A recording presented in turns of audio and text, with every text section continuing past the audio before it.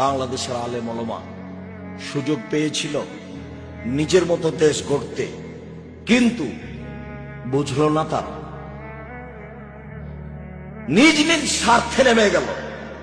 সবাই বসে যারা মনে করে আমরা কোরআন হাদিস বুঝি, হানাফি হোক, শাফি হোক, মালিকি হোক, হাম্বলি হোক, যেই হোক না কেন, তারা যদি নিজ স্বার্থ ত্যাগ করে বাংলাদেশের মাটিতে পরামর্শের ভিত্তিতে নেতা নির্বাচন হবে, এই পদক্ষেপ যদি তারা হাতে নিত, তাহলে যারা গাদ্দারি করছে, করেছে, করবে, এরা সুযোগ পেত না। কিন্তু আমি আর আপনি তো সুযোগ নিলাম।